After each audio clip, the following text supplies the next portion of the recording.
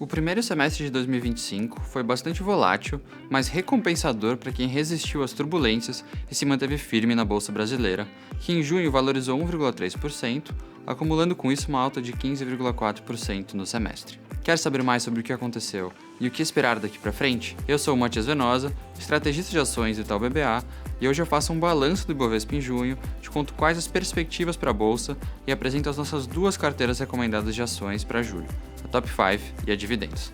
Vem comigo!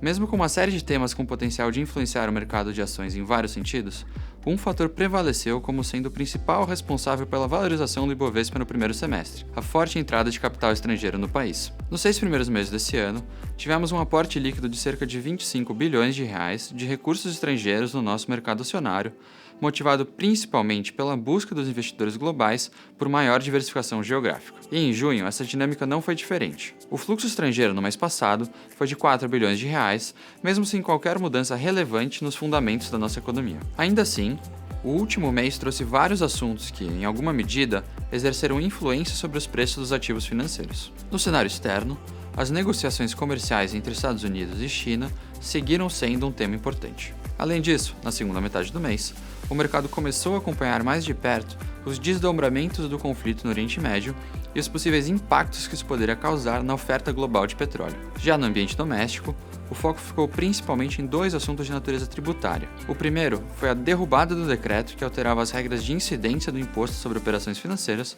o IOF. O segundo assunto foi a proposta de medida provisória que visa, entre outros pontos, extinguir a isenção de imposto de renda sobre ativos incentivados e trocar a atual tabela regressiva da renda fixa por uma alíquota unificada de 17,5%. A proposta ainda será analisada pelo Congresso. Não deixe de acompanhar as redes sociais do Ion para ficar por dentro dos desdobramentos sobre esses assuntos.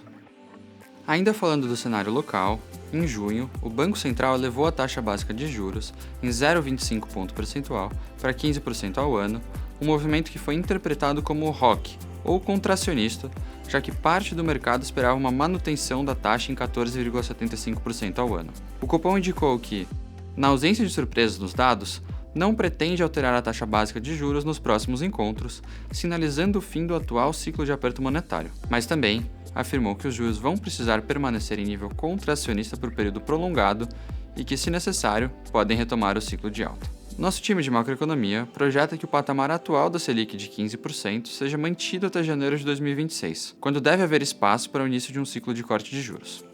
Agora, vamos nos aprofundar um pouco no cenário internacional, que já comentamos mais cedo, pois os acontecimentos de junho mexeram diretamente com os mercados por todo o mundo. Assim como em abril e em maio, as notícias sobre possíveis negociações das tarifas de importação estabelecidas entre Estados Unidos e China seguiram no centro das atenções.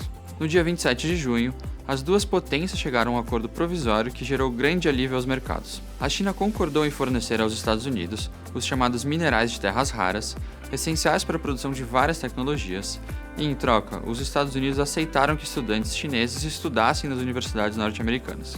Mas no último mês, o mercado também dividiu a atenção com outro assunto importante, após o bombardeio israelense a uma instalação nuclear iraniana no dia 13. Os agentes financeiros passaram a atribuir maior probabilidade de uma interrupção do comércio no Estreito de Hormuz, canal marítimo controlado pelo Irã, por onde passa cerca de 20% do petróleo comercializado globalmente. Diante do risco de uma restrição de oferta, o mercado reagiu, levando a uma disparada do preço do petróleo. O Brent chegou a atingir cerca de $78 por barril no dia 19 e depois voltou para mais próximo do patamar de $68 por barril. Mas atenção, estes dois assuntos ainda podem trazer mais atualizações.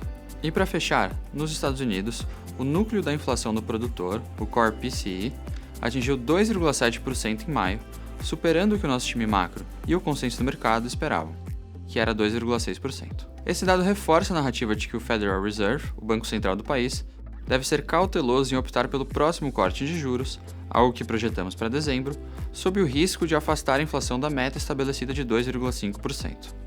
Falando agora dos setores, o de telecomunicações apresentou a maior valorização da bolsa em junho, com uma alta de cerca de 6%, puxada em especial pelas ações da TIM, que avançaram 13%. Em nossa visão, esse desempenho se dá por dois grandes motivos. Em primeiro lugar, vemos um entendimento do mercado de que o investimento em capital fixo do setor, o chamado CAPEX, será mais baixo do que se esperava anteriormente, o que deve refletir em maior geração de caixa livre para a companhia investir ou devolver aos acionistas na forma de dividendos. Em segundo, acreditamos que alguns investidores podem ter ficado mais otimistas com as ações, seguindo uma percepção de que elas ficaram para trás de outros nomes ligados ao mercado doméstico no rally que ocorreu nos primeiros 5 meses do ano. Na ponta contrária, o setor do agronegócio foi o que apresentou o pior desempenho do mês, com uma queda de 11%, refletindo uma dinâmica desfavorável para o preço de grãos no curto prazo, em especial da soja.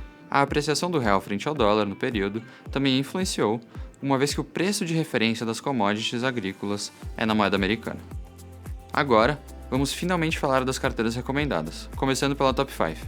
Em junho, a carteira Top 5 teve retorno positivo de 4,5%, superando o Ibovespa, que avançou 1,3%. Com esse resultado, a valorização acumulada da Top 5 desde o início do ano é de 25,9%, batendo a alta do Ibovespa de 15,4%. A principal contribuição positiva para a carteira em junho veio das ações de Marco Polo, que subiram 9,8% no mês. Elas foram motivadas principalmente por indicações positivas a respeito da demanda pelos produtos da empresa e do cenário de custos, os quais tendem a se refletir em resultados fortes, com destaques para potenciais expansões de margem. Na ponta oposta, as ações de Equatorial apresentaram um desempenho menos interessante no mês, com um retorno negativo de 1,9%.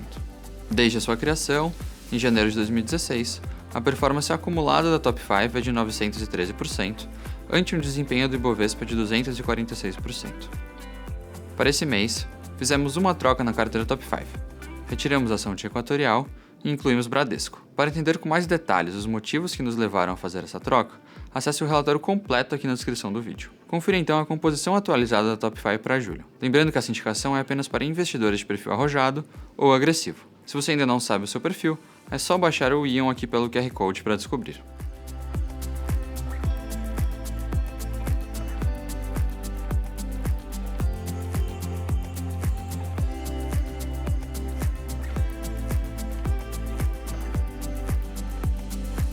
Agora, vamos falar sobre a carteira recomendada de dividendos. Em junho, a carteira de dividendos entregou uma alta de 5,2%, também acima do Ibovespa. Desde o início do ano, a carteira acumula retorno de 43,6%. Assim como na Top 5 e pelos mesmos motivos, a principal contribuição positiva para a carteira veio das ações da Marco Polo. Do lado oposto, a Copel apresentou o retorno menos interessante da carteira no período, com uma queda de 1,7%.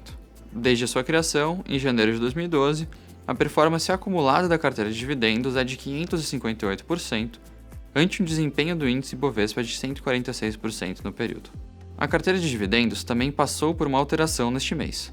Retiramos a ação de Petrobras e incluímos Bradesco. E, se você quiser entender as nossas motivações para fazer essa alteração na carteira de dividendos ou saber as principais diferenças entre as duas carteiras que estamos apresentando, é só acessar o relatório completo que vai estar aqui na descrição deste vídeo.